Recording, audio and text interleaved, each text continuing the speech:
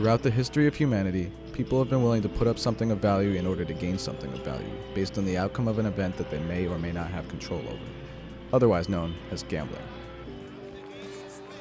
Although people have most likely gambled since the dawn of time, the earliest evidence of gambling comes in the form of ancient dice of diverse materials and shapes that have been recovered from ancient Egyptian, Roman, and Grecian sites. Ancient cave drawings depict early games and dice-like objects estimated to be about 40,000 years old. Gambling even makes appearances in ancient literature. Many gambling references can be found in Homer, Buddhist texts, and the Jewish Talmud. Gambling also makes an appearance in Greek mythology. Zeus, Poseidon, and Hades threw dice to divvy up the universe. So, it's pretty safe to say that gambling has a very long, very interesting, and very convoluted history. With gambling a norm of early society, the birth of sports and competition gave it a whole new dimension. Although historians find it difficult to determine exactly when sports betting began, they do know it's been around for thousands of years when people placed wagers on the outcome of an event. Betting was common in ancient Rome, where bets could be placed only in the city of Rome at chariot races or the circus. Of course, legality has never stopped people from placing bets.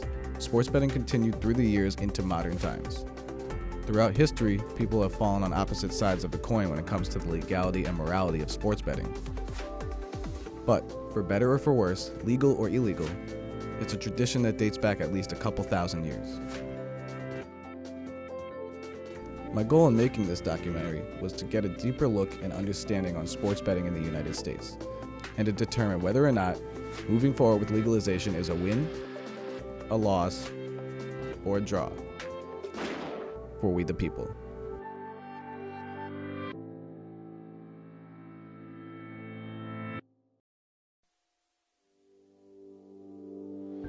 In the late 18th and early 19th century, horse racing was the most common sport that gamblers would bet on. Although the sport had been popular since the mid-1600s, organized racing didn't exist until after the Civil War in 1868. For the next several decades during the industrial expansion, horse racing exploded, and so with it, gambling on those races. A few years later, in 1876, the establishment of professional baseball gave birth to traditional sports betting as we know it today.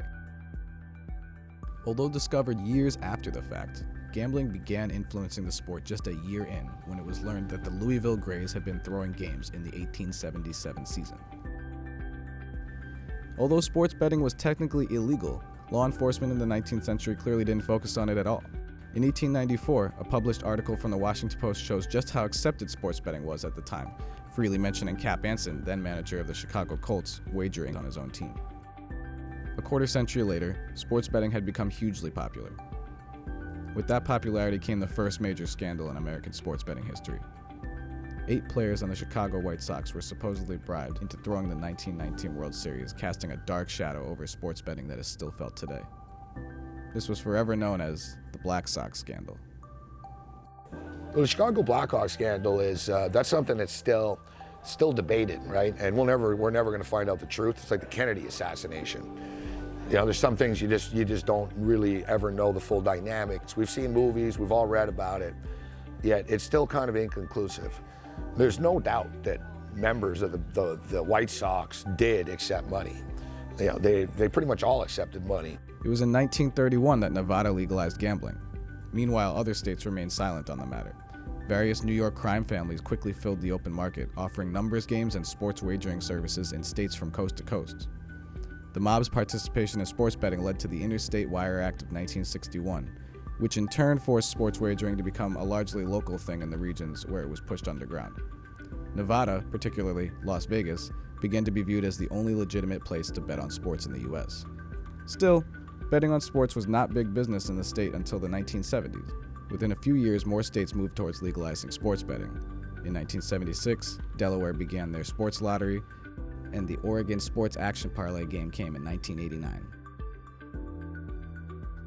This prompted the government to find a legal means to stop the proliferation of sports betting across America. And so came the Professional and Amateur Sports Protection Act of 1992, or PASPA. PASPA banned sports betting in the United States except for in the 4 states that had already established legal sports betting operations, of which Nevada was the only one with real single-game wagering. Of all the moments throughout the history of sports betting in the USA, The passage of PASPA had the biggest impact on the overall betting landscape, and it would continue to limit public access for the better part of the next 3 decades. Breaking news: the Supreme Court this morning striking down the federal ban on sports betting. Now it leaves it up to the states. Our Jessica Schneider joins us live outside of the High Court. And Jess, this is an interesting 6-3 decision, right? And not down to your typical partisan lines.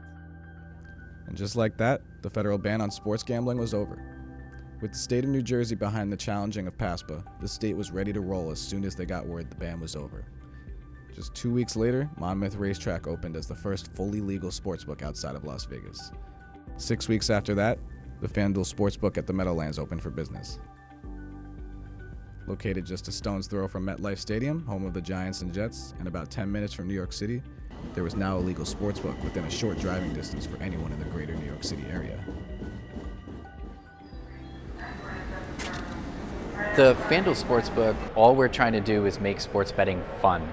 We have a number of amenities, including 3 expanded locations that in the new Meadowlands Racetrack that give our customers a really good sense of community and a place where you can kind of express your sports fandom. With gambling legal, I decided to take a trip over the George Washington Bridge to New Jersey to place a few legal bets and learn more about the legal industry. Here you can see me picking my teams before giving the cashier my picks. The picks I made show up on the screen so I know they got it right, and are then printed on a receipt for you to hold onto. If you win, the receipt can be scanned for cash or credit towards new bets. Taking sports betting from an illegal situation into a legal situation comes with some challenges, but the biggest thing is it's taxed and it's regulated. The fact that you don't have to go to a bookie in a low-lit corner bar and come to a real location makes people feel a lot safer. So I got in contact with someone who works on the other side of the train tracks of the gambling world to see if he felt any pressure from the newly legal competition. Not really. Again, I don't know if that will kill a business, just because all these new sites that are, taking and making it legal, it's all the money up front, which is, people are willing to do it, but it's easier to just do it where you don't have to front the money. Plus, it keeps everything cash. Everyone likes to get cash when they win. So we're not betting against you, right? No. Who are we betting against? Betting against the people that I work for. Is there a title to what you do?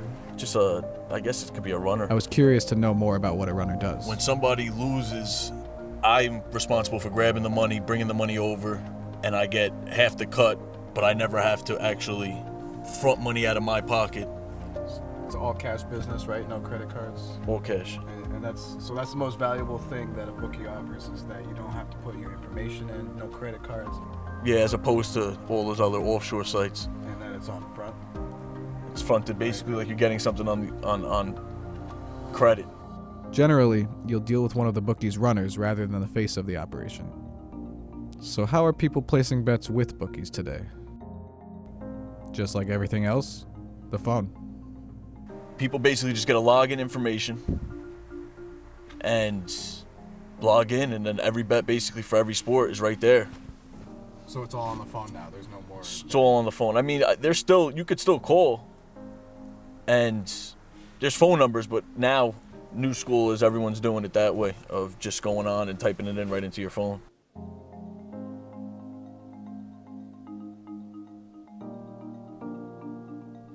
The biggest thing that we from a FanDuel perspective see is the ability and the convenience of doing it from your phone will be one of the things that I think will revolutionize the way sports betting happens, the way we did with fantasy sports. Not long after the Supreme Court decision came down, the live sportsbooks opened their own online versions of themselves. The FanDuel Sportsbook now has an app that you can place bets on as long as you and your phone are within the borders of New Jersey.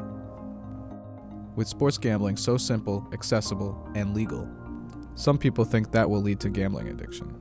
The issue that bothers me is people that never gambled on legal sports because they wouldn't do anything illegal, gambling with a bookmaker, now have the opportunity to gamble legally. So bottom line is, some of those people carry the gene of being a compulsive gambler, and you're going to see a lot of those people get addicted and end up where they're going to look for a place like Gamblers Anonymous to get help. 2 years down the road, going to be flooded with those people trying to get help. I wanted to get the perspective of someone who'd been to hell and back in the gambling world, to see what they'd think about sports betting legalization. Meet Arnie Wexler. I started gambling at age 7. I was flipping baseball cards, shooting marbles, pitching pennies in the streets in Brooklyn. At 17, I was already stealing to support gambling addiction. Arnie is a classic case of how people can let gambling control their lives. As an ex-gambling addict, Arnie has made a living helping other gamblers kick their habits. Although he hasn't placed a bet since 1968, he had plenty of tales to tell about his addiction. And then I met my wife. She was 17 years old, and they wouldn't let her in. I was already so addicted to gambling, I was going to leave her in the car for those couple of hours that I was in the racetrack and gambling. As someone who's literally watched the history of sports gambling unfold, Arnie has seen the number of people in need of help grow exponentially. You know, I've been in recovery since 1968. I could tell you people at Gamblers Anonymous, there were 4 meetings of Gamblers Anonymous in 1976 before casinos came to New Jersey. There's over 50 meetings today. You got a state like Louisiana, Mississippi, Iowa. They had no Gamblers Anonymous meetings. Now you're loaded with meetings since they put riverboats in and all the legalization. And that's the only way you can prove the point. So Arnie's case against legalization can be broken down pretty simply. We make it legal, more people gamble, more people are going to get addicted, more people are going to look for help. It's a solid point, and one not to just gloss over. Legal sports gambling will attract some people who wouldn't have previously gambled, and some of those people will unfortunately take it too far, affecting themselves and their families' lives. But there are many more effects to it than that, some of which are positive. Sports betting in particular for New Jersey has, the benefits are kind of, they're remarkable. Jobs have opened up. The FanDuel Sportsbook has opened up over about 100 jobs. Yeah, well, we're seeing right now in the month of November in New Jersey, $300 million was taken in sports betting, 72% of it done on an app, and this is an industry that is obviously still growing. You know, for the first month, they took in like 70 or 80 million to where they are right now to 300 million, exponentially keeps on growing. There's not a business in America right now that has the upward growth of gambling and legalized sports betting does. We're just at the tip of the iceberg right now. Revenues are taxed, so that basically means that there's an extra revenue stream that has never been available to New Jersey politicians. Direct betting businesses like sportsbooks will obviously create jobs and revenue for the state. But there's also an entire frontier in the sports media world that Gabe had been exploring since long before the constitutional overturn. It's a nice win for the Redskins last week. I was on them plus the points, but Washington are actually a better road team than they are at home. Give me the Minnesota Vikings coming off the bye. You know, I started doing radio shows because I didn't think there was enough gambling talk on the radio, to be honest. I used to listen, you know, I was an avid sports fan. I mean, I really wasn't getting the information that I wanted, so I started doing my own show. Pretty much from the first show out of the gate, we talked about point spreads, gave football picks, and there's been no turning back since. So Gabe has been talking sports betting on his shows since the early 2000s. In the past 2 years, this largely untapped region of the sports media industry has grown exponentially. New podcasts, YouTube channels, radio shows, segments on pre-existing TV and radio programs. All right, so if you add up the points for both teams, right now the total is 48 is what's projected. And even an entire network dedicated to talking sports betting. Capital of the world and the home of VSiN. VSiN is the first network dedicated to coverage of sports betting, a multi-billion-dollar business. With more money being put on sports, studies have shown sports bettors are more likely to tune into a game that they have money on. Similar results occurred after the fantasy sports boom. What Daily Fantasy originally did was it made people look at games that were outside of their market because you had a player from Cleveland that you were rooting for. That's the one thing that we actually see sports betting can do. People will start watching games a little more intensely. They'll also watch things live, which is great for TV networks. It's great for the leagues. Of course, with more money being wagered on games, one of the biggest fears from leagues, players, and fans alike is the integrity of sports and the possibility of games being fixed. Former All-Star pitcher and New Jersey native Al Leiter testified against legalization at the New Jersey State House for that very reason. Baseball, and I've been around a lot of guys in a lot of different clubhouses. There's a big rule that's right on every single clubhouse door. Rule 21 in Major League Baseball. It's to make sure that you don't bet on baseball. But I do know this, having been in those clubhouses, there's an additional vulnerability to all of the players. The minor league thing is a huge factor. These kids make $1,100 a month, $1,200 a month. You're playing for the Trenton Thunder, you've been in the minor leagues for 6 years. The big leagues is a pipe dream. And you have a couple buddies that can bet on your game, or even worse, the Borgata has a product that says that Leiter's going to throw a first pitch ball tonight over at Citizens Bank Park. By the way, I threw a lot of balls, so nobody knows that. About 45% of my pitches were balls. Benign enough, my buddy says, listen, just throw a ball. I'm not going to throw a damn game. Listen, Al Leiter's not a dumb guy, all right? Al Leiter's a very smart guy, great analyst, great pitcher. There's no way Al Leiter's that stupid to think because legalized sports gambling is going to lead to fixed games. If anything, it disinfects it. It puts the sunshine on it.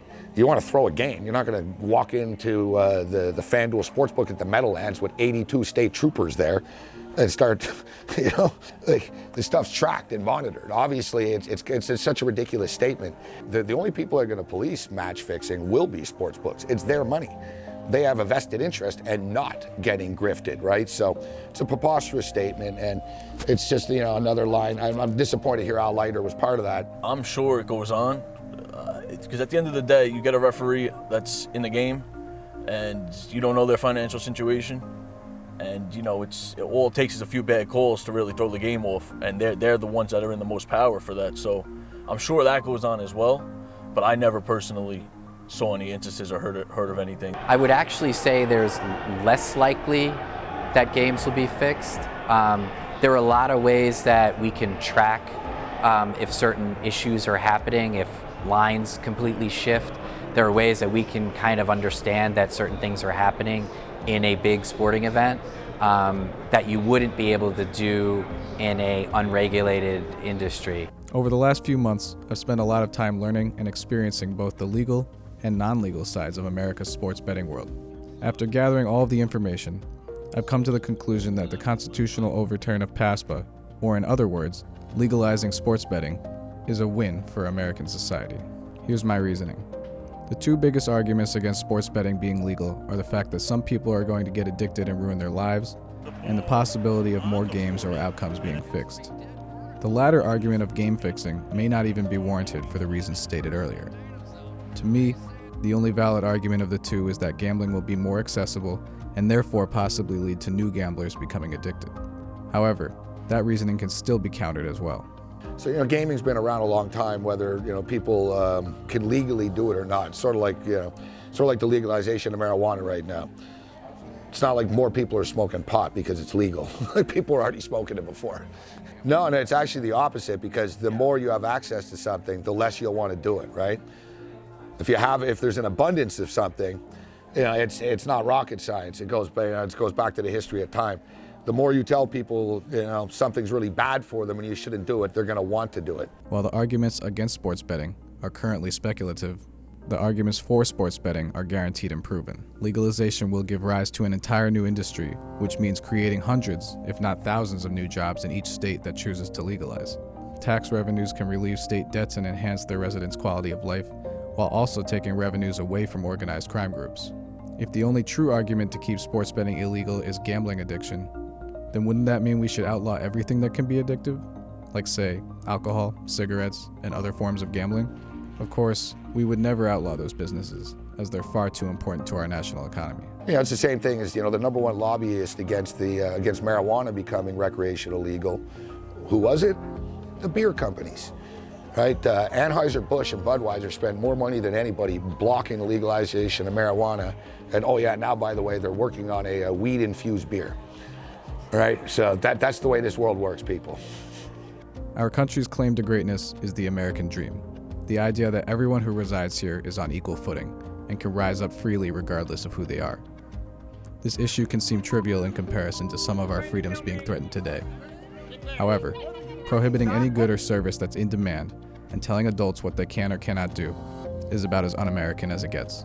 You know, you look right now, man, Phil Mickelson, Tiger Woods just played for $9 million. You know, that was a gamble.